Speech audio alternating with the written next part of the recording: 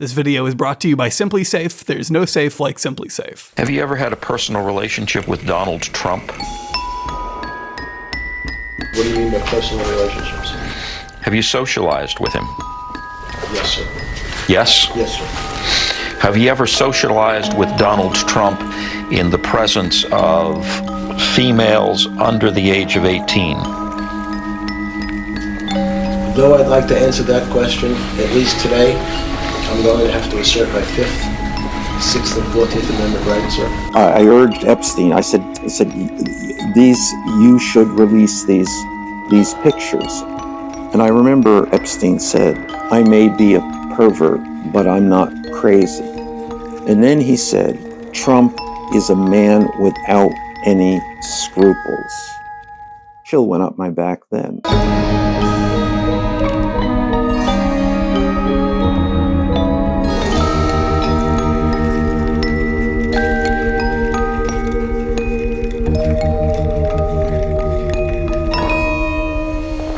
That was close and straight. Halloween 1997. A prominent New York real estate tycoon had just published his 3rd book, The Art of the Comeback. Following up The Art of the Deal and Surviving at the Top, Donald Trump, or rather his team of ghostwriters, recount how the early 90s were some of the most tumultuous years for the Trump brand, making sure to note how, thanks to some cunning resilience and big-brained financial maneuvers, the genius mogul managed to overcome the odds. At least according to those who have read the fucking thing. A truly thrilling saga that seemed to resonate with at least one other powerful man who kept a signed copy of the book on his shelf at home. To Jeff, the front page inscription read, "You are the greatest." Dated the same month it released, Donald Trump had dedicated this copy of The Art of the Comeback to his good friend, Jeffrey Epstein. The president has stamped his name on a total of 18 books over the years, and if you were to look at his 2004 work, How to Get Rich, you'll find countless passages of celebrity name drops, where Trump brags about all the famous movie stars and politicians he kept in his Rolodex. And if you turn to page 185, you'll find an interesting passage regarding a cryptic man identified only by his first name. Quote, "The mysterious Jeffrey calls it. As mysterious as Jeffrey is, he's one of the few people I know who can get by on just a first name," Trump wrote. "My staff never asks for a last name in his case," which in a way puts him up there with Elvis. Not that Elvis calls in much these days, but you never know. That's why I have a floor for security. Sometimes you need it. We've had some calls you wouldn't believe. 20 years after writing those words, the president continues to be haunted by a mysterious Jeffrey with no end in sight. Congress just returned from one of their many vacations, which means the battle for the release of the Epstein files wages on. For the first time ever, Democrats like Ro Khanna are holding press conferences with the likes of Lauren Boebert and Marjorie Taylor Greene, standing alongside survivors who demand transparency and justice from a government who has, for over 2 decades, deprived them of both. Instead of being heard, they've been met with skepticism and hostility from the executive branch and its most fervent defenders. But if this new era is to be defined by integrity, accountability, and the unwavering pursuit of justice, as FBI Director Kash Patel boldly proclaimed back in February, then why have none of these women been contacted even once by the DOJ? Do any of you feel that the DOJ has communicated with you enough this year? No. Have any of you had any communication with the DOJ? No. Nobody in this room has heard at all from the Department of Justice? No. As opposed to lifting the veil on the disgusting actions of Jeffrey Epstein and his co-conspirators, which is the promise Attorney General Pam Bondi made earlier this year, nothing new has been released by her department. No new investigations have been opened, the footage they have shown us was tampered with, and Ghislaine Maxwell now resides at a nicer, minimal security prison camp, while the women she and Epstein preyed upon are kept in the dark. They can't even properly tell their story without being drowned out by the deafening sounds of a White House flyover directly ordered by the president. This woman abused children.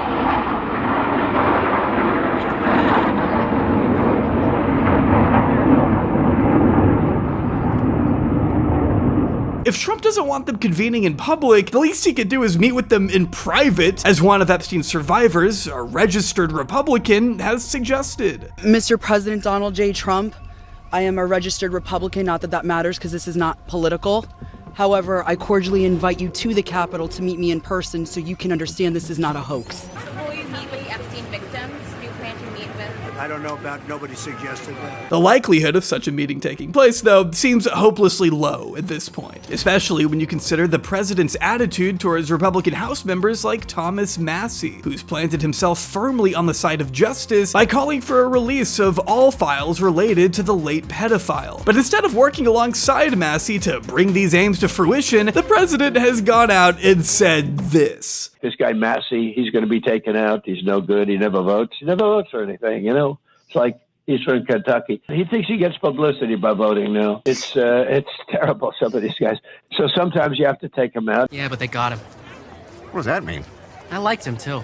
Wait, what do you mean they got him? In fact, while Trump sets his crosshairs on Massie, some mega donors have already begun the groundwork. Paul Singer, an 81-year-old hedge fund manager worth about $6-7 billion, has contributed 7 figures through one Trump-aligned super PAC over the summer, as reported by Politico, all for the purpose of unseating Massie and replacing him with a more compliant puppet willing to carry out the bidding of a leader who surrounds himself with sycophants and con artists willing to overlook the more unsavory sides of his character. But what do those sides look like exactly? Well, without the files, we don't definitively know, do we? I mean, that's kind of part of the issue. But what we can do is look at what's already out there. And in this video, we're going to be doing exactly that. Join me as we take a closer look at the friendship between two of humanity's greatest villains. Two incredibly rich businessmen who, at one point or another, belonged to the modeling industry. Two Florida men who resided right next to each other in Palm Beach for over a decade, a real estate mogul and his financier friend, a president and a suspected government asset. And for any government agent who may be watching this video right now, I'm just kidding. This whole video is a joke, it's satire. Trump was only friends with Epstein in Minecraft. I love the president, I voted for him 11 times. Please don't deport me to Uganda.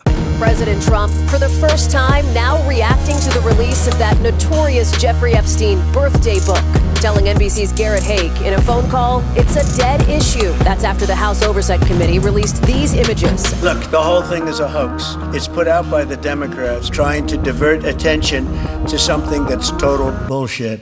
But you know who may love cameras even more than the subject of this video? Me! I love all types of cameras. Film cameras, digital cameras, I guess that's kind of all of them actually, but what I find especially important in this day and age are security cameras, as you can never be too prepared when it comes to keeping your home safe. That's right, this video is sponsored by Simply Safe. I remember a few years ago, my roommate heard the front door to our apartment opening at about 4:30 in the morning. He says he remembers waking up, hearing footsteps, the sound of the refrigerator door opening, then he fell back asleep. He just assumed it was me, but the issue is, I was at my parents' house 40 minutes away. We still have no idea who waltzed into our apartment that night and evidently stole something out of our fridge, but we definitely would have been more prepared had we, first of all, locked the door, but more importantly, known about Simply Safe. There's a reason Simply Safe has been named one of the absolute best home security systems 5 years in a row by US News and World Report, and has been recognized for their top customer service by Newsweek and USA Today. With Simply Safe, you can equip your home with both indoor and outdoor security cameras, doorbell cameras, entry sensors, water sensors, temperature sensors, glass break sensors, a panic button, a combination smoke and carbon monoxide detector, and so much more. With the app, you can arm and disarm the system, view camera feeds, and manage all features, giving you full control of your security from anywhere at any time. And with Simply Safe Active Guard, crime can be stopped before it happens. When your outdoor camera identifies a potential threat, it alerts a Simply Safe security agent in real time, giving you just another layer of of protection to keep you and your loved ones safe. Professional installation is available, but I was able to set it up myself in not that much time and with not that much brain power, frankly. The best part is there are no long-term contracts and monitoring plans start at around $1 a day. Save 50% on your SimpliSafe security system when you sign up for a professional monitoring plan and get your first month completely free. Visit simplysafe.com/jobread to customize yours today. Huge thanks again to SimpliSafe for sponsoring this video, and remember, there's no safe like SimpliSafe.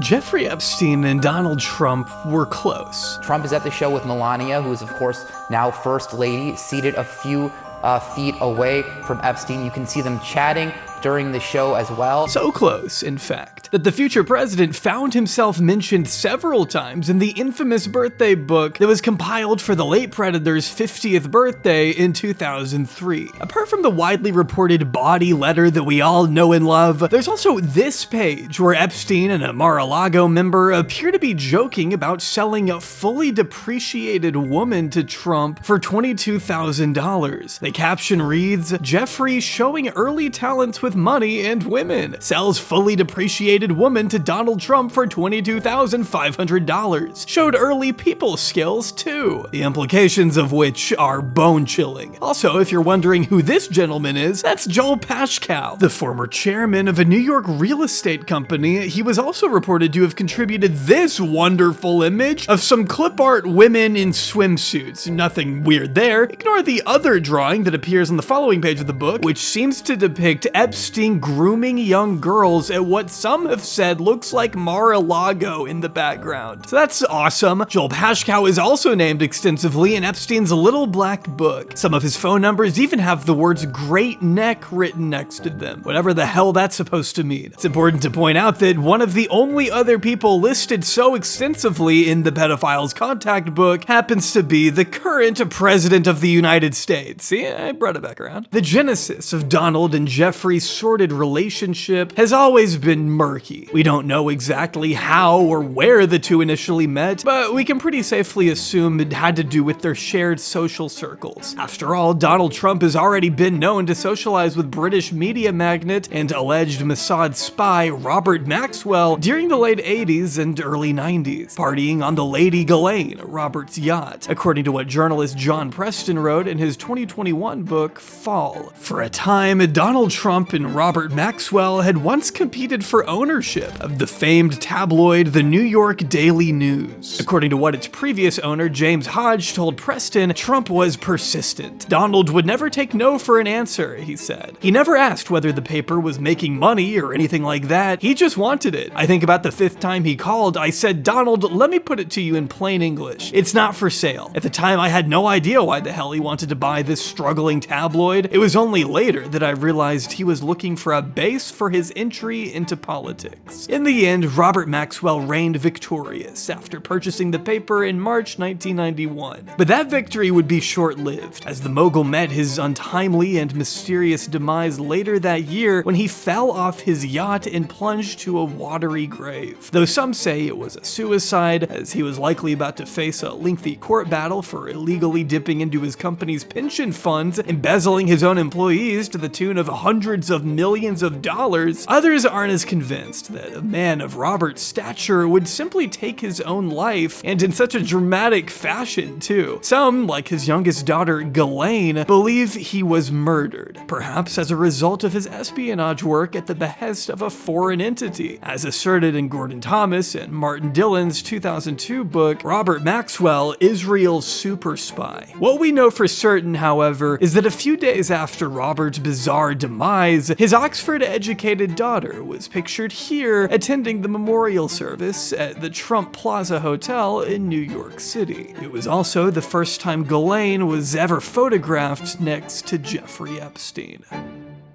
Regardless of who or what initially brought Trump and Epstein together, we know it happened sometime in the late 80s. That's at least according to what Trump himself told New York Magazine in 2002. You know, when he called Jeffrey Epstein a terrific guy who's a lot of fun to be with and likes beautiful women as much as he does, many of them on the younger side. I'm sure you've heard it quoted a million times by now. And throughout all my years of researching Jeffrey Epstein, I always knew these two had been close. I just wasn't aware of how close until these past few months, when a slow drip of new revelations began trickling out into the media, consisting of never-before-seen evidence like the birthday book, the signed copy of How to Get Rich that we talked about, and additional testimony from those who knew the two men very well. In the words of Jeffrey's brother Mark Epstein, they were very close. They were good friends. Jeffrey used to sometimes tell me things that Donald said that were funny. I know Donald was in Jeff's office a lot back in the 90s. It's documented that Donald flew on Jeff's plane a number of times. I don't know if they ever checked, but I know Jeff flew in Donald's plane also. I don't know if they've ever looked at the flight logs. They were good friends. In fact, they were such good friends, Mark says, that Trump seemed to find no issue at all in divulging the more unsavory side of his lifestyle with the financier. Mark recalls one exchange his brother told him about. I was talking to Jeffrey, and he told me that he was talking to Donald, and that he asked Donald, "How can you sleep with so many married women?" And Donald's answer was, "Because it's so wrong." Now, amongst guys, that was a funny line. And then when we were on the plane, Jeffrey asked Donald the same question, so that I could hear Donald say it. For Jeffrey to ask him that question, number one, he would have to know that Donald slept with a lot of married women, and he probably got that information from Donald. That's not the kind of question you ask a casual acquaintance. That's a question that you ask a good friend that you can get away with asking those kinds of questions. It's also worth noting how this isn't the only time Epstein has made such a claim. Out of his supposed 100 hours of recorded interviews conducted between the years 2014 and 2019 with tabloid writer Michael Wolff, we do have real actual audio of Jeffrey Epstein himself discussing Trump's proclivity for sleeping with his friends' wives. He'd say, "Michael, come on, let's go to the office." And he'd say, "Tell me, what's it like now? You like having sex with your wife? How often do you and I can go upstairs, or tomorrow come over. There's this girl's coming in from Los Angeles, part of the Hawaiian Tropic You're going to have a great time. I promise you, Michael, it's just me and you. You're going to have a great time. Be up here at 3 o'clock. We can go upstairs." The whole time, Victoria's been on the phone listening. He set it up because he wants a story. And the wife's on the speakerphone listening. Donald said, "I know I think you're really hot. And I know you think you're a guy. Michael is like the end of the world, the best guy on earth. He will be married to him. You're wrong." He does nasty things to his best friends' wives.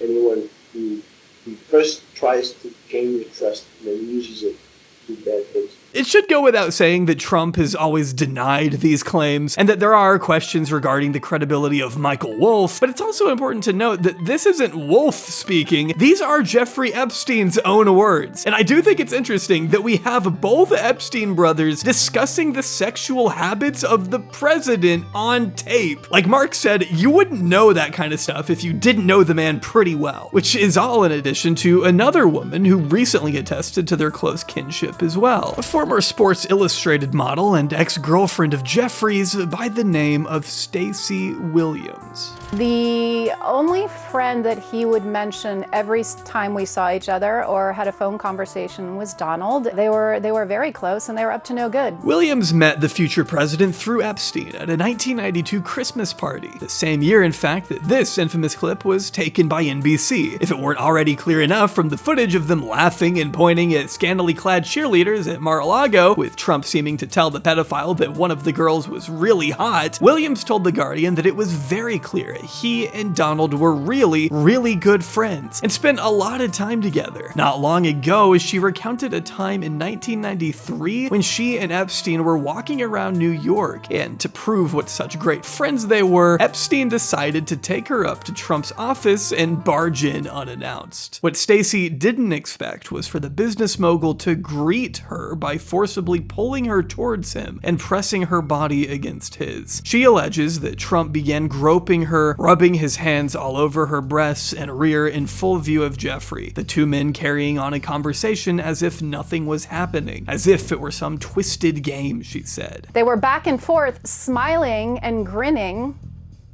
and carrying on a conversation while Donald ran his hands all over me.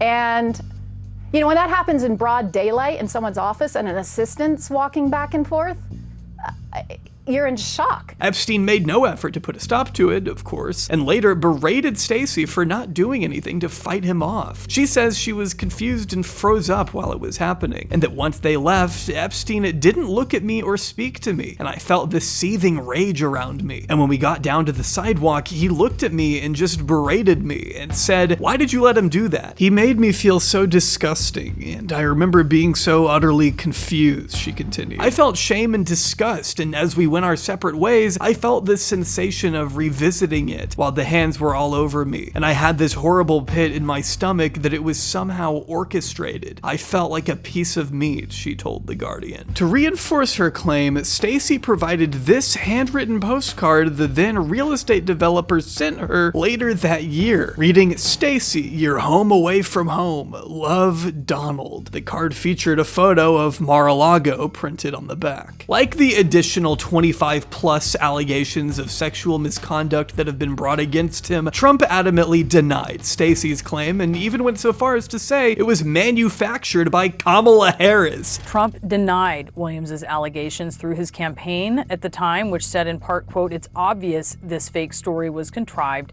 by Kamala Harris's campaign." It's true that Stacey had divulged details of the alleged assault over a Zoom call as a part of a Harris for Survivors campaign last year, but it's important to note that this wasn't the first time she had gone public with her story, as The Guardian is sure to point out. Stacey also isn't the only woman to say she felt uncomfortable in the presence of both Trump and Epstein. Well, I already felt kind of intimidated because it was in a dark office and I was alone with my new boss, to be, and this man that's a powerful businessman.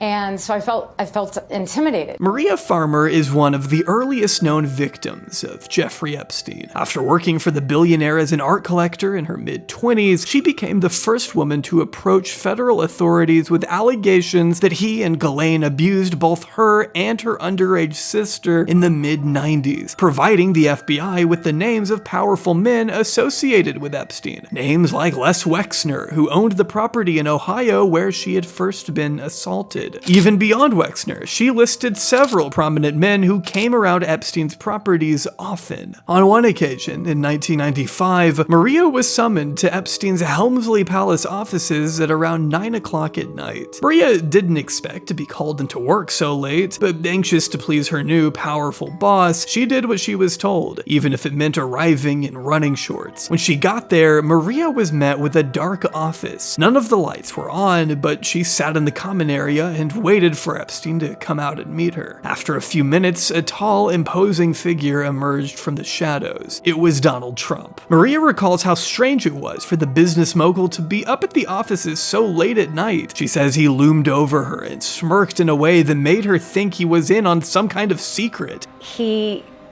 walked up about, a few feet from me and just stood over me in a very imposing way and looked at me like he was in on some secret or something. Feeling threatened, Maria then noticed Epstein come out of the other side of the office, who turned to Donald and quipped, "No, she's not here for you," before leading him into another room. Laughing on his way out, Maria remembers a disturbing remark Trump made to Epstein. "I thought she was 16. Epstein walked out and said, "Oh, no, she's not here for you." And he emphasized, "She's not here for you." And he said, "Come with me." And he escorted him into another office, and I was like, "Who's in there?" And when he said, oh, I thought she was 16. I thought, is there a 16-year-old in there? Maria has never accused Trump of any actual criminal behavior, but she has recounted how inappropriate the alleged interaction felt at the time. She recently told CNN that the visit felt so bizarre that she wondered if there was someone else waiting on the other side of the wall to see Donald Trump. Unsurprisingly, Trump has denied ever visiting the offices of Jeffrey Epstein, a claim that incensed Maria Farmer, who slammed the president as a complete liar. So what do you say when they give a response like this? Yes. I say that they're being disrespectful to the fact that I have given up my entire life for this case just to have it investigated. And I'm really sorry for him that he's caught, but you know, I don't know what to say to that. He's lying. I don't appreciate it. He was absolutely at the offices. Maria also said how she felt the FBI had believed her allegations against Epstein back in 1996, but that they still failed to open an investigation or even follow up with her until 2007, when more accusations had begun cropping up in Palm Beach, Florida. By that point, Maria was receiving death threats from Epstein and Ghislaine, and was forced into hiding for her own safety. For years, the FBI had the chance to stop the ongoing abuse of young girls by simply following up on Maria's tip that involved numerous powerful men worth billions of dollars. And yet, for whatever reason, they did nothing. The worst part was I named everybody. I named Donald Trump. I named everyone who I thought was a co-conspirator at the time. So I named like Alan Dershowitz, Donald Trump, absolutely the Clintons. You know, these are people that I saw coming and going, that I knew were part of it. And I made it really clear that this is a very scary thing for children, and that I see between 5 and 10 girls a day going upstairs. And now that I know what's happening to them, I want it stopped. Why the Bureau effectively ignored the Farmer allegations for so many years is another one of the many unanswered questions surrounding this whole maddening saga. Maria is now suing the FBI for negligence, hoping that she may finally be able to see the report she filed all those years ago. Though it is worth noting once again that this entire thing could be solved right this very second if we had a president actually invested in releasing everything they had.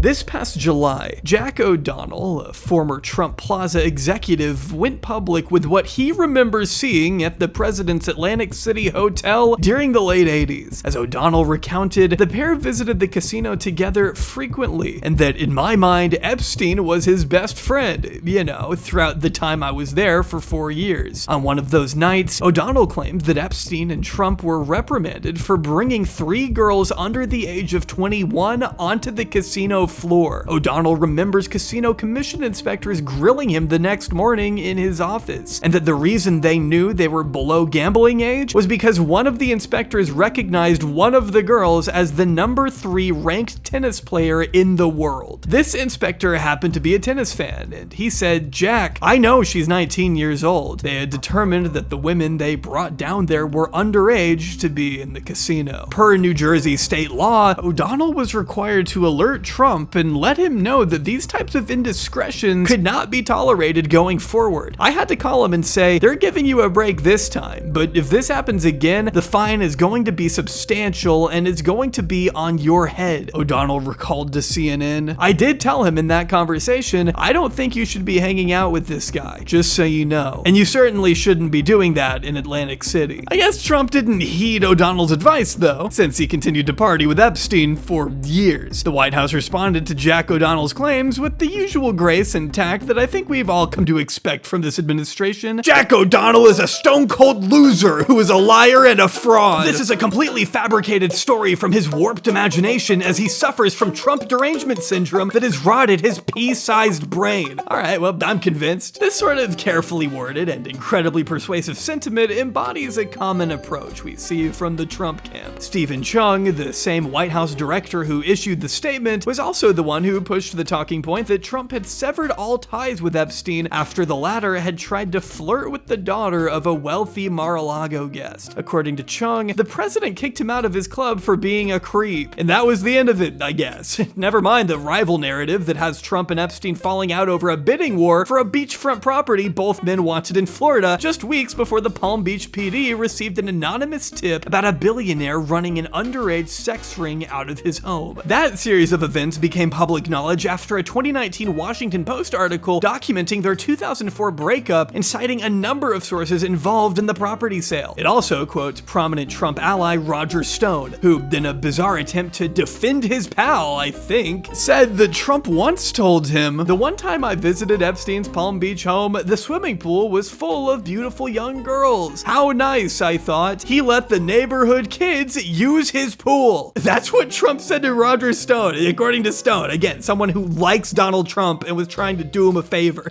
Great job, man. But now there's a new third theory as to why the two men went their separate ways, and it completely flies in the face of what Chung had initially said. Donald Trump, who isn't exactly the sharp, vibrant beacon of mental wellness he may have used to be, recently conflicted his own White House by telling reporters that Epstein had stolen prominent Epstein accuser and former Mar-a-Lago spa attendant Virginia Giuffre from him as an employee. I have a great spa, one of the best spas in the world at Mar-a-Lago, and people were taken out of the spa, hired by him. In other words, gone. Does that include Virginia Jeffrey? I don't know. I think she worked at the spa. I think so. I think that was one of the people, yeah.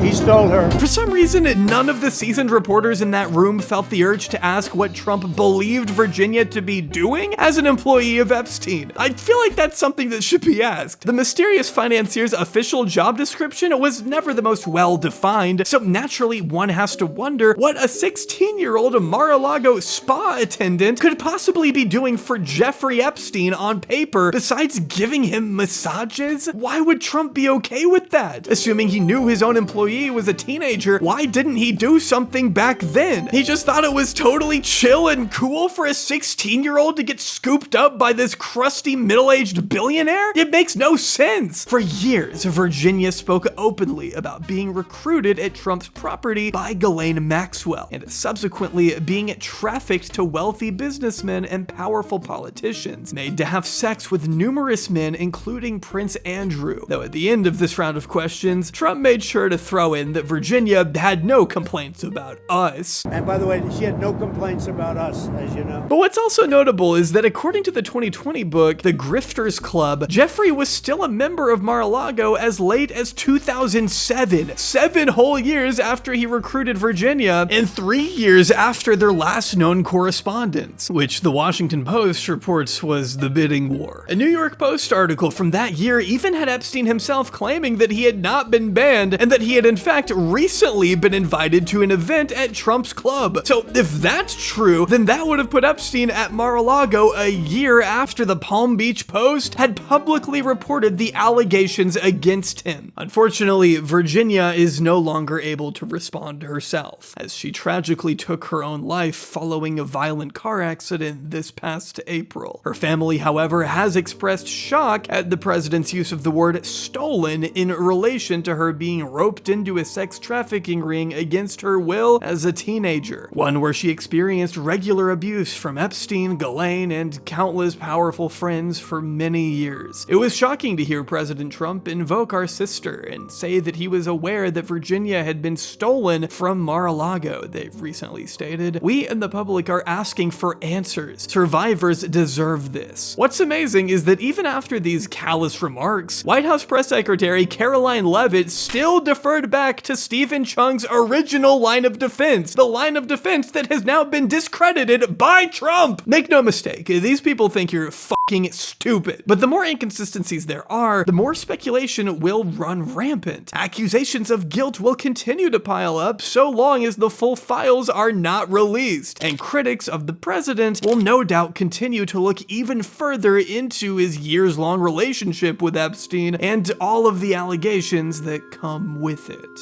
And breaking news involving a woman who claims Donald Trump raped her when she was 13. KCAL9's Peter Dowd is live in Woodland Hills now, where the woman was set to go public less than an hour ago. Peter. I've mentioned before that Miami Herald journalist Julie K. Brown played a defining role in pushing the federal government to indict Jeffrey Epstein a second time on sex trafficking charges in 2019. Her series of articles published during the latter half of the 2010s was instrumental in reigniting public interest of the story. But what isn't often discussed is the key reason as to why she decided to re-examine the case in the first place. It had to do with Trump's 2016 bid for president. As she stated quite plainly on Twitter back in July, the reason I took up the case is because a woman filed a lawsuit against Mr. Trump alleging he raped her while she was a teenager. Here's the thing, these kind of men that do these kinds of crime prey on women that are, sometimes they're very vulnerable, they're very messed up mentally, they have a lot of problems. Katie Johnson was one of those people that really had a history of problems. I think they easily intimidated her. Whether her story is true or false, I don't think we'll ever know. In Perversion of Justice, Brown described the lawsuit brought against the future president long before anyone knew the name Jeffrey Epstein. In early 2016, a woman going by the name of Katie Johnson, an alias, filed a civil complaint in federal court in California where she outlined a 4-month period in 1994 where she says she was sexually abused and raped by both Trump and Epstein at the age of just 13. She alleged that she had been invited to underage sex parties at Epstein's Manhattan residence where she came into contact with the then business magnate. Drawn in by prospects of a modeling career, not unlike many other Epstein victims, Katie claims she was forced to have sex with Trump several times, including once with another girl, 12 years old, whom she labeled Maria Doe. The suit also alleges Epstein was furious when he found out Trump had taken Katie's virginity, that he attempted to strike her in the head with his fists, and that both men threatened to harm her and her family if she ever said anything. Brown writes that Johnson was seeking $100 million in damages from the then frontrunner of the GOP primary. While the story hardly received any coverage at the time the lawsuit was filed, a Trump spokesperson did vehemently deny the claims to the Miami Herald. Perhaps as a result of Katie filing the suit on her own behalf, it turned out that she had failed to file it under the correct statute, Brown points out, and therefore the case was promptly dismissed. There was also no evidence that she lived at the residence she listed in the suit. Things went quiet until Katie refiled her suit in the correct district that September, after Trump had already won the nomination and was in the midst of facing off in the general against Hillary Clinton. This new lawsuit, Brown reports, listed both Trump and Epstein as defendants. This time, Katie used the pseudonym Jane Doe for extra protection, but it wasn't long before spectators deduced that this was the same woman who had filed the earlier suit in California. The lawsuit states that Katie had traveled to New York by bus to pursue a modeling career, and that after being told by several agencies that she needed the portfolio, she decided to go home. She bought a bus ticket at the Port Authority, but supposedly came into contact there with a woman named Tiffany, who promised to help her get into modeling if she would go with her to a few parties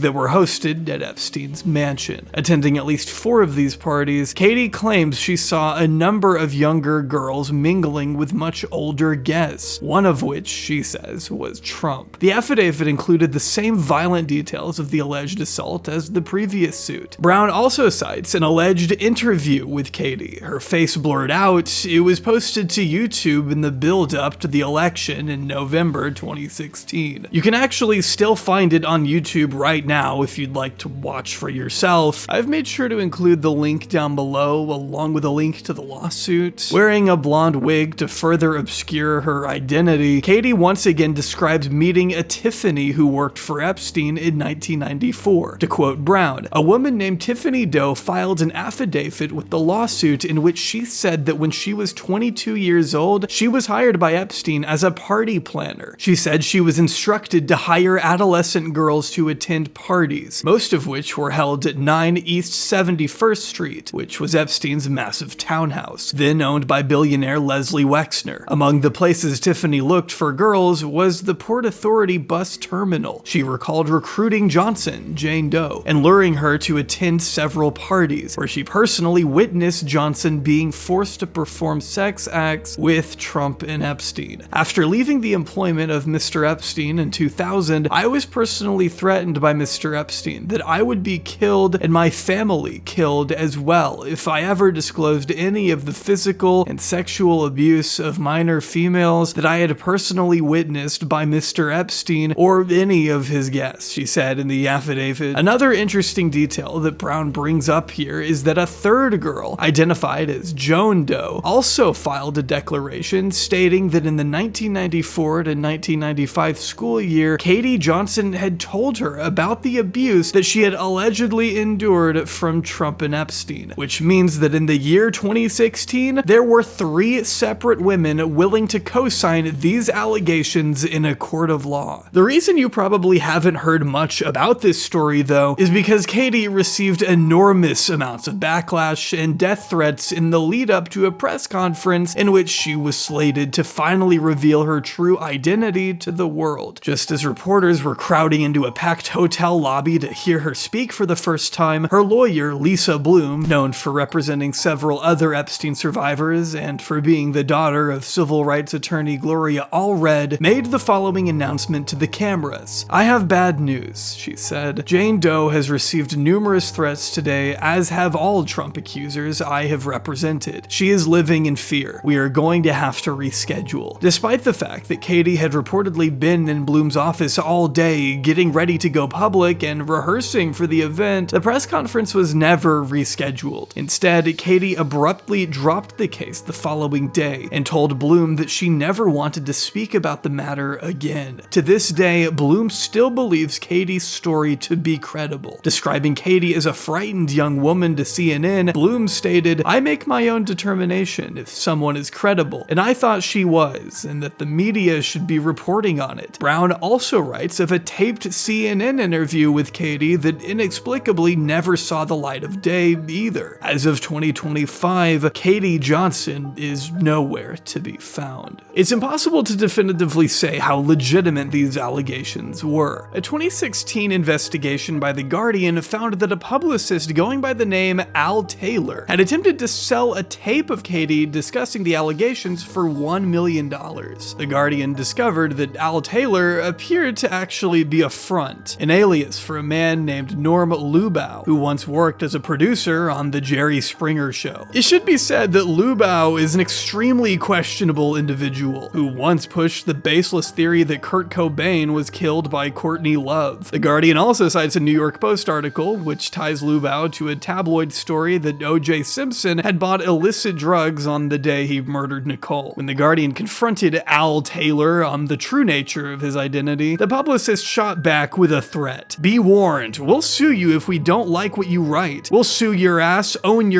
and own your newspaper's ass as well, punk." And we really do need to take all of this into consideration when looking at the Katie Johnson story. It is possible it could have been a complete smear all along, a sham lawsuit as Trump and his lawyers argued. Julie K. Brown points out that while there were obvious political motives for Johnson to go public, that nevertheless doesn't mean that she was lying. Perhaps it meant that she had fallen prey to people who wanted to use her story for political gain. While Lubow's reported involvement would raise real questions of credibility, it is still possible that Katie's real trauma had been exploited by nefarious parties who wanted to cash in on the inevitable sensationalism such an outrageous story would generate. It's possible the mounting threats on her life really did make her back out from sharing her truth with the world. But with no evidence, no lawsuit, and no public victims, we may never know for certain whether these allegations were as bogus as Trump claimed they were, or if our president is hiding some truly unconscionable skeletons in his closet. What we do have, however, is more than enough reason to bring into question the judgment of powerful figures like Bill Clinton and Donald Trump, men who were seemingly okay socializing with someone known to surround himself with very young-looking girls. In the midst of the Ghislaine Maxwell trial in 2021, one anonymous plaintiff took the stand to testify under oath that she met Donald Trump through Jeffrey Epstein when she was just 14 years old. Like Maria Farmer, she doesn't accuse Trump of anything criminal, but confirmed that she did participate in a Miss Teen USA beauty pageant associated with him in 1998. Which brings us to another disturbing chapter in the Epstein saga, one that entails a bygone era of glitz, glamour, and the rise of a central figure in our story.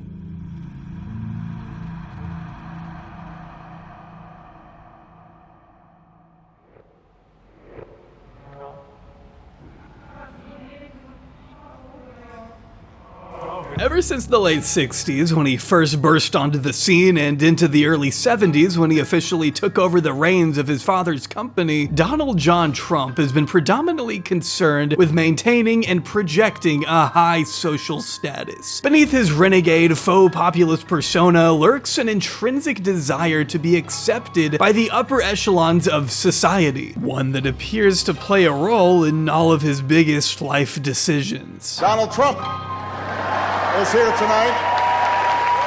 Donald Trump has been saying that he will run for president as a Republican, which is surprising since I just assumed he was running as a joke. Say what you will about Mr. Trump, he certainly would bring some change to the White House. This fixation helps explain the long, transactional relationship he's had with the media. Why he'd call up gossip columnists under a pseudonym, brag about his sexual conquests to shock jocks, and obsessively monitor press coverage to ensure he was always portrayed as a winner. It was once reported that he would have physical copies of Page 6 tabloids hand-delivered to his office right after they came out. It also drove him to cash in on the social capital earned from lucrative properties like Trump Tower, Mar-a-Lago, and Atlantic City, leveraging such prizes to cement his place in an era of endless tax breaks and non-existent regulations that embodied the raucous world of 1980s real estate. As the very public face of his ever-growing brand, Trump knew that in order to get to the top, he needed to schmooze, work the room, which is why he made tremendous attempts to dazzle entertainers, businessmen, and politicians at every opportunity. In the 80s and 90s, Trump worked hard to court the nation's elite by throwing lavish parties drenched in booze, drugs, and young women. Very young women. But Donald, do you worry because you have a daughter who's a model? I do, and I have a deal with her. She's just 17, and she's doing great, Ivanka, and she made me promise her, swear to her, that I would never date a girl younger than her. So, as she grows older, the field is getting very limited severely. In 2016, several alleged Trump party guests reported what they saw to journalist Michael Gross. Author of the 1995 book Model, The Ugly Business of Beautiful Women, Gross is certainly someone who understands the dark underbelly of the modeling industry, or its legalized flesh peddling, as he calls it. As written in the Daily Beast, Gross heard from several sources that described Trump's presence and behavior at events where illegal drugs and young women were passed around and used. As Gross had reported previously, Trump's parties were spaces where young women were free to meet and mingle with older men. One anonymous photographer who attended these events confirmed Gross's reporting, stating the idea was that you'll meet rich guys who will help you. It was networking, but on a weird, bizarre scale. As he claimed, some of the girls in attendance were as young as 15 years old. Teenagers who were over their heads. They had no idea, and they ended up in situations, he told Gross. There were always dramas because the men threw money and drugs at them to keep them enticed. It's based on power and dominating girls who can't push back and can be discarded. There's always someone to pick them back up. Nobody wants to call home and say, "Help me." According to this source, as older men huffed cocaine and had sex with younger women, Trump would lurk from room to room, telling Gross he'd wander off with a couple girls. I saw him. He was getting laid like crazy. Trump was at the heart of it. He loved the attention, and in private, he was a total fucking beast. I was there to party myself, he added. It was guys with younger girls, sex, a lot of cocaine, top shelf liquor, though apparently smoking cigarettes was where Trump drew the line. This photographer wasn't the only partygoer to comment on a culture of rampant drugs and sex. A male model by the name of Andy Lachesi was happy to speak with Gross on the record. Andy concurred that there was cocaine around, but pushed back on the notion that Trump partook in any drug use himself. He's in control of himself, he stated plainly, but when the conversation shifted over to girls, Andy became a little less candid, prefacing with, I like Donald, I respect the guy, I don't want to get him in trouble, before saying we should focus on Epstein and Clinton's relationship. Andy clarified that he wasn't comparing Trump's parties to Epstein's debauchery, but his answers did get a little strange from there. When asked if Trump had sex with any of his party guests, Andy told Gross vaguely, he's a man with a woman. When asked how old the girls in attendance were, Andy stated bluntly that a lot of girls, 14, look 24. That's as juicy as I can get. I never asked how old they were, I just partook. Even though, by his own admission, he was the one bringing some of these girls to the parties, I did partake in activities that would be controversial too, he stated cryptically. I had so much fun, he told Gross. My body's paying for it now. I don't want to even know what that's supposed to mean. Gross also recalls a similar statement made to him over 2 decades prior, when he interviewed Donald Trump. Fondly recalling his days as a rich bachelor in Manhattan, Trump reminisced on consequence-free sex as his second business. If I hadn't gotten married, he told the reporter, who knows what would have happened? You had drugs, women, and booze all over the fucking place. Looking back on his days at Le Club, an exclusive members-only nightclub in the heart of New York City, Trump explained, it was fucking wild. The most beautiful women I've ever seen in my life were at Le Club. I had seen some incredible women going into Le Club with rich guys, and I said, boy, that's a cool life. Donald Trump desperately wanted that life, and as one of New York City's most infamous self-styled playboys, it was only natural for him to eventually fall into the dark orbit of John Casablancas.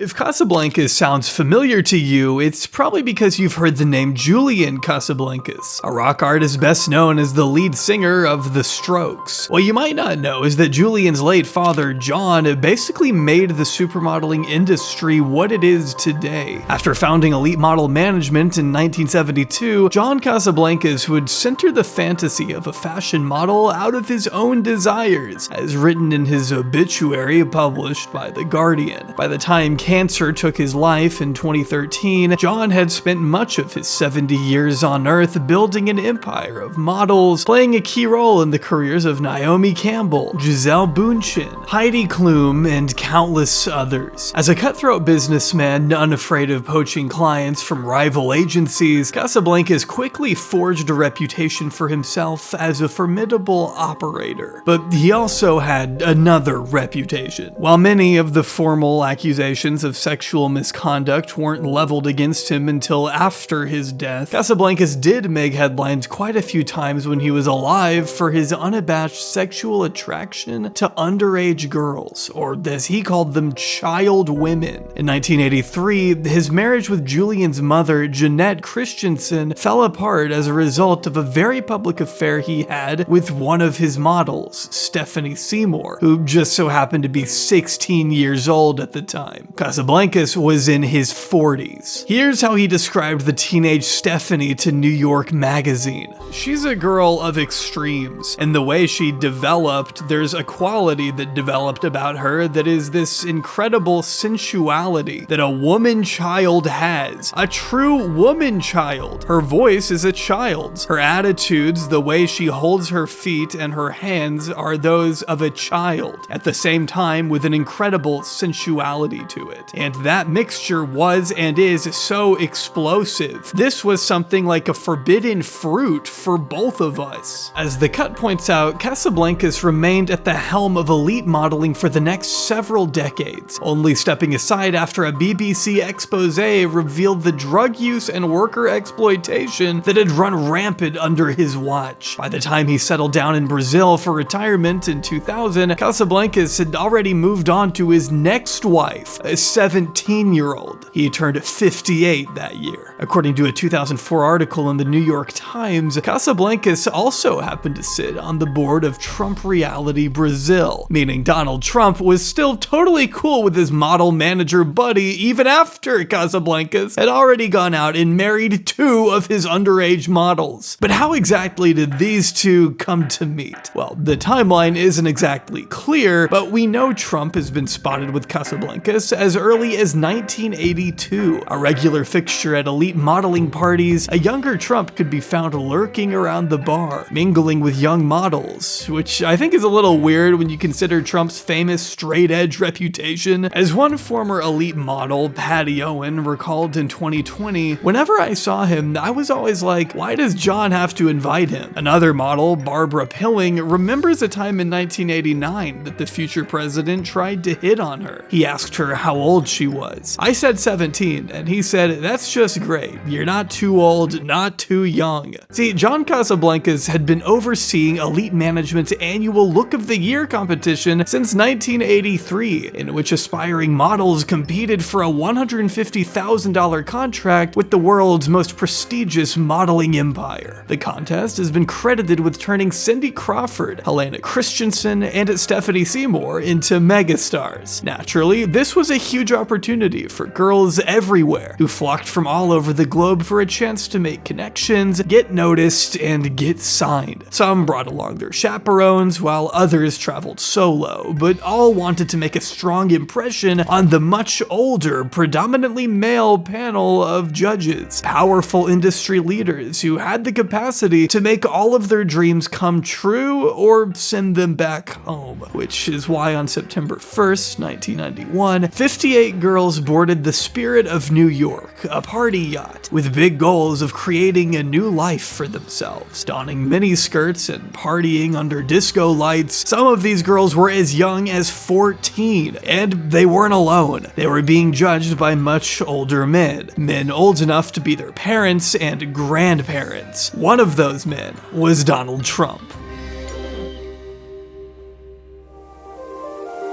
From magical New York City, glamorous Plaza Hotel, Elite Model Management presents the 1991 Look of the Year contest. The Look of the Year contest is the ultimate contest for women that want to go all the way in the modeling business.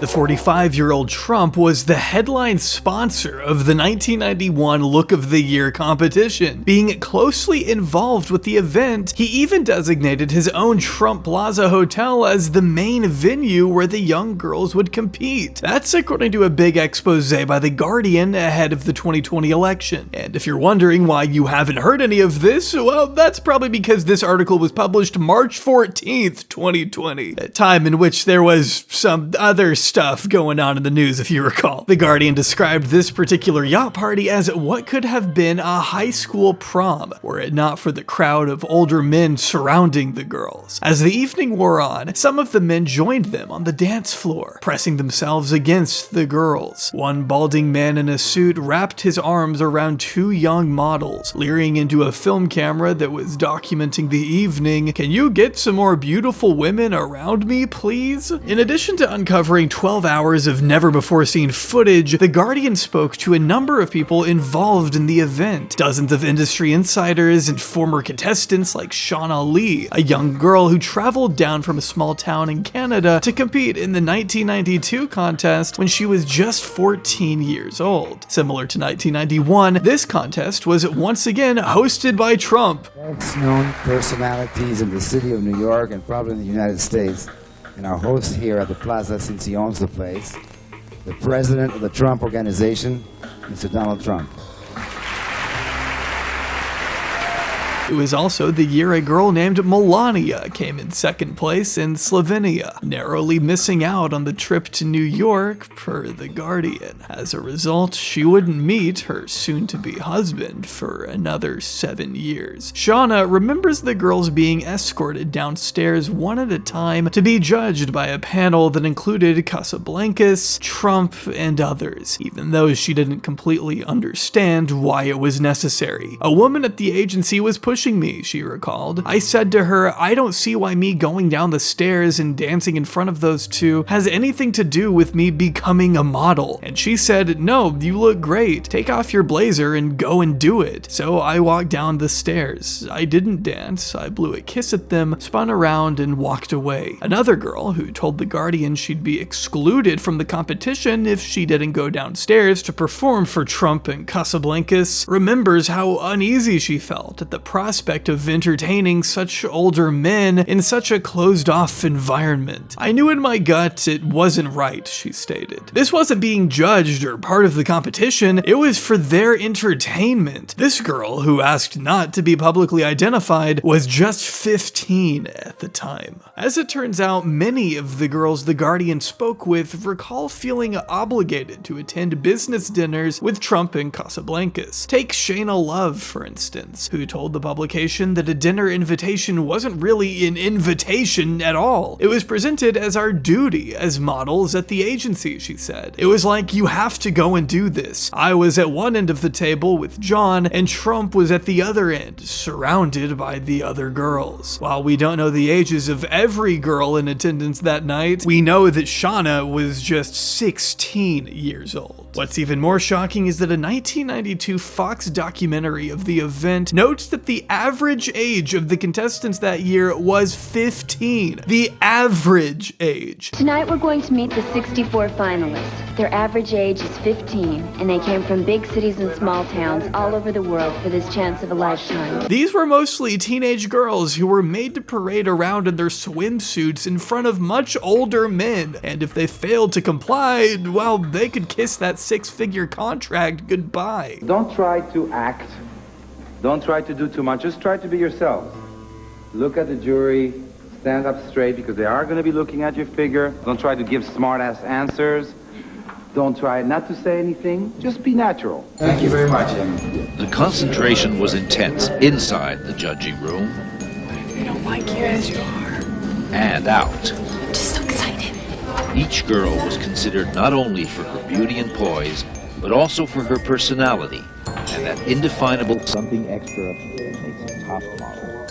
One girl by the name of Stacy Wilkes, who had been brought up in rural Kentucky and had never seen New York City before, remembers being viewed by a panel of judges, which in 1991 it consisted of Trump, Casablancas, magician David Copperfield, and a man named Gerald Marie, the president of Elite's European division. 30 years after the fact, Stacy still remembers feeling so uncomfortable standing there in my bathing suit when one of the judges made a comment about her weight. Stacy told The Guardian it felt like they were ganging up on her. We also shouldn't ignore the fact that, like Stacy, a lot of these girls came from very poor backgrounds. They saw this competition as their one-way ticket out of poverty, according to former contestant Kate Dillon, who was just 17 at the time of her participation. Kate told The Guardian a lot of these girls were desperate, before adding it was very clear that there were opportunities to go out and party with Donald. If you were nice to certain people, good things happen to you. And I think that's why girls were going out. In one behind-the-scenes clip reviewed by The Guardian, Trump can be seen mingling with the contestants, one of whom tells him that she's just finishing school. As Stacy remembers, every time we changed, it was like Trump would find a reason to come backstage. Another former model from Canada seemed to level similar charges against the future president. He'd come by and say, "Hey girls, are we ready?" I remember thinking, what have I got gotten myself into. Some recall underage girls being served alcohol at the events, and one reporter, who was tasked with documenting the contest, remembers what he saw at the sordid after parties that went on when the girls weren't modeling. I saw girls sitting on guys' laps, and I remember thinking they were younger than me, and I was 17 going on 18. Though The Guardian makes sure to note that Trump is denied in the strongest terms ever providing alcohol to the models, in the footage they reviewed, one man can be heard towards the end of the contest, off camera, telling the girls, "Come on babes, let's get some liquor in you." Despite this deplorable environment, Donald Trump went on to sign his own daughter Ivanka to elite management in 1997 when Ivanka was just 15, a move that Trump was only modestly in favor of, apparently, on account of him understanding that this was a very fast life, and at that age it's always a risky proposition. And knowing what we know about elite management, I would have to agree, it is a risky proposition. The Guardian goes on to list some of the various accusations of sexual misconduct and rape that have been leveled against Gerald Marie, David Copperfield, and John Casablancas. They even cite a 25-year-old article from New York Magazine that claims 2 female executives within the company had begged John and Gerald to quit sleeping with models, to which Gerald reportedly replied, "We are men, we have our needs." The allegations against Casablancas in particular are extensive, with one of the major lawsuits accusing him of raping a 15-year-old model repeatedly at Look of the Year Japan in 1988. When the girl later became pregnant, the suit alleged that Casablancas had arranged and paid for an abortion through elite management. It stated quite plainly that Casablancas engaged in a pattern of seducing, sexually exploiting, and/or abusing minor girls, including girls as young as 14 to 15 years old. Another lawsuit, filed 3 months before the Guardian article was published, recounts one particularly revolting encounter. In 1990, Casablancas reportedly sent one 15-year-old model to meet a photographer friend of his at a home located in New York's Upper East Side. Except there was no photographer. Casablancas had sent her to be abused by Jeffrey Epstein.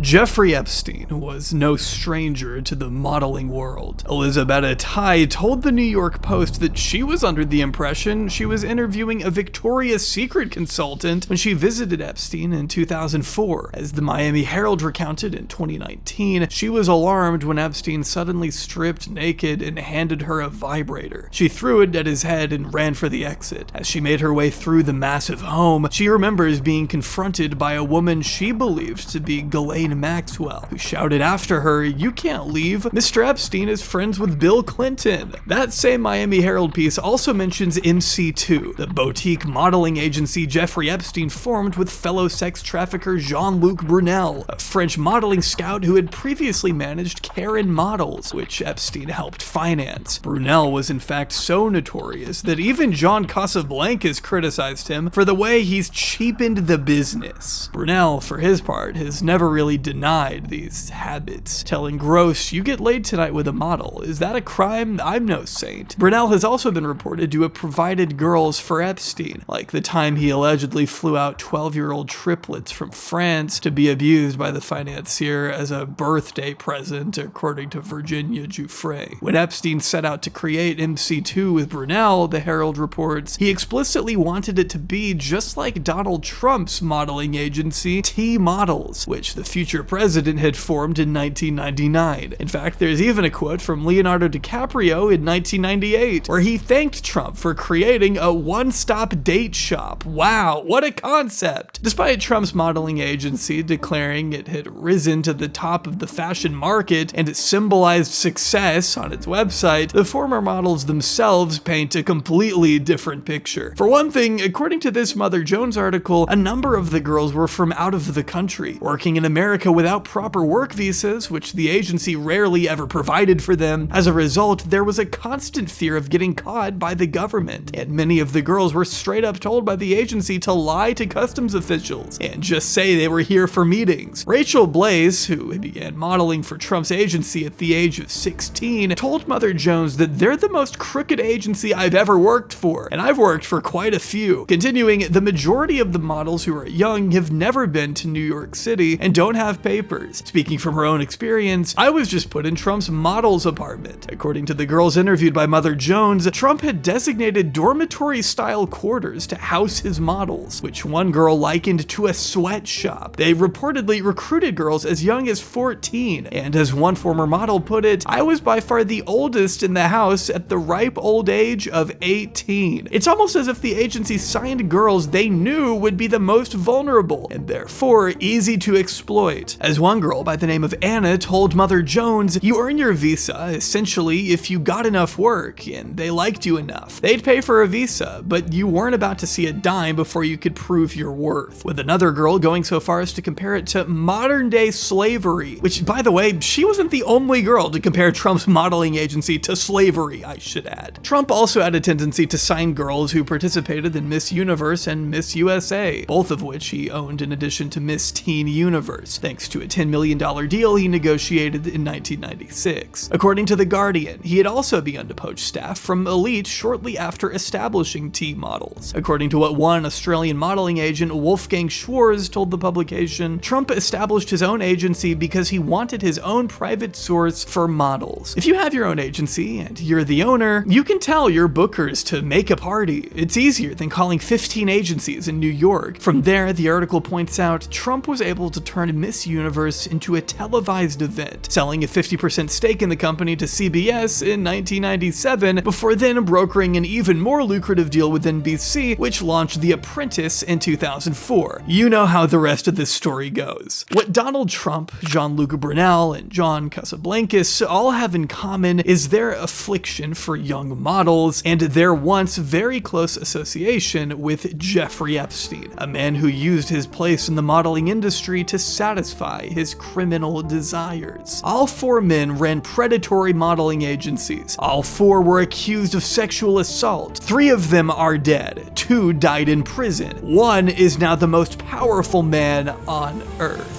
The gentleman from California is recognized. Thank you, Director Patel, for being here today. Is the Justice Department protecting any friends or donors, sir? So this is a Democrat hoax. Are there any photos showing Donald Trump with girls of an uncertain age? No. How do you know that? If they had anything, I assume they would have released it. That information would have been brought to light by multiple administrations and FBI investigators over the course of the last 20 years. Well, you know what? That's just not true, because no one knew about the creepy birthday message that Donald Trump wrote to Jeffrey Epstein until the Wall Street Journal disclosed it, and then all of a sudden, the Epstein estate provides it to Congress. Well, certainly, maybe someone has it. Maybe the Epstein estate has it. You raise a great point. The estate of Jeffrey Epstein has a voluminous amount of information that they have not released before. You're the frickin' FBI. You can subpoena the information from the estate, and you better do that. My poll numbers have gone up 4.5 points because people don't buy it, and he's gone. On September 3rd, a group of Epstein survivors convened in Washington, D.C. for a live press conference demanding more accountability from their government. At the very least, they want answers as to how this man was able to evade legal punishment for the vast majority of his life. And they also seek a full release of the 100,000 plus documents the FBI continues to shield from the public. I was minor victim 1 in federal indictment of Jeffrey Epstein in New York in 2019. Today is the first time that I ever speak publicly about what happened to me. As an immigrant from Brazil, I feel empowered knowing that the little girl struggling to get by at 14 and 15 years old finally has a voice. For the first time, I feel like I matter as an American. It is sobering to watch as each woman takes the podium to show solidarity for one another and express anger at an administration that would rather use their trauma as a political tool than to actually grant them any justice they continue to fight for. 30 years later, we still do not know why that report wasn't properly investigated, or why Epstein and his associates were allowed to harm hundreds, if not thousands, of other girls and young women. They never got to confront Epstein in court, but in this setting, they are able to open up about the nightmares they had endured in front of the whole country. I was just one of the many young women trapped in his orbit. I was even taken on a trip to Africa with former President Bill Clinton and other notable figures. In those moments, I realized how powerless I was. If I spoke out, who would believe me? Who would protect me? Some of these women have been carrying this weight for over 3 decades, and I can't even begin to imagine how gut-wrenching it must feel to know that there are agents in the Justice Department right now who know more about their sexual abuse than they do. I ask you, President Trump, and members of Congress, why do we continue to cover up sexual abuse and assault? By sitting on the files, the FBI and DOJ are not only depriving these women of the basic decency and respect they deserve, they are also actively making it more difficult for these women to process the horrifying experiences that Jeffrey Epstein and others subjected them to. While it is good to finally see members of Congress offering some support, it is still not enough, given the fact that the White House talks out of both sides of its mouth. On the one hand, you have the press secretary making the bold assertion that the Trump camp has done more than any previous administration in pushing for transparency. Although I won't sit here and defend any past administration's handling of the documents, I'm also not sure how true of a statement that can be when all this administration has done is give us a rehashing of already public files, manipulated security footage, and ruthless smears leveled against the very women at the heart of this story. I'm sorry, but you cannot claim to care about victims while cutting quid pro quo deals with their abusers. There is no way to simultaneously champion these women while at the same time writing them off as a hoax orchestrated by your political enemies. This isn't a partisan issue at all, and yet this is the kind of response you continue to see from Trump and his surrogates. This is a post I showed earlier. It's from Jessica Reed Krause, one of the MAGA influencers who received the Phase 1 Epstein binders back in February, defending Trump and Epstein's friendship while shamelessly attacking those who were abused. With all the lies being perpetuated and so many shameless ghouls co-opting the story to fit their own agendas, can you blame the survivors for disagreeing with the way the case has been handled? In the face of such a grave injustice, it is invigorating to hear that the victims themselves might be preparing to release a client list of their own, as Lisa Phillips declared in front of the Capitol. Epstein was not just a serial predator, he was an international human trafficker. And many around him knew, many participated, and many profited. Us Epstein survivors have been discussing creating our own list. We know the names. Many of us were abused by them. Now together as survivors, we will confidentially compile the names we all know. Only time will tell where things go from here. But what the American public has indicated so far is that they're not about to let the topic fall to the wayside anytime soon, despite how desperately Trump would like us to move on, when really it's within the nation's best interest that we continue to hammer this administration until they release everything they have. And I do think we will be seeing more. It may not be today or tomorrow, but I hold out hope that it is coming. I think transparency, hopefully there could be many outcomes, right? One, I do believe, is understanding the systemic failures that allowed this abuse to continue for so long. That's important for our country to keep children safe, is for us to understand what went wrong here. But also, I do believe there are people in positions of power that were very much implicated that have never been held accountable, and that the pressure could come from the public if they know what is in that information, that something might be done. If you want more Epstein coverage, I plan to go over future updates on my second channel, Jobry. I made this account years ago, but forgot to actually post on it. Sorry about that. That's on me. But if you want a deep dive on the infamous birthday book, Epstein's financial ties, or his murky links to Israeli surveillance and Peter Thiel, click the link down below and subscribe if you want. Other than that, I appreciate you watching this conclusion to my 5-part series on Jeffrey Epstein. I'm gonna go back to more regular, hopefully less sordid topics now, but then again, we'll see how long I stick to that. I don't really know how to end this video, so go watch the press conference by Perversion of Justice.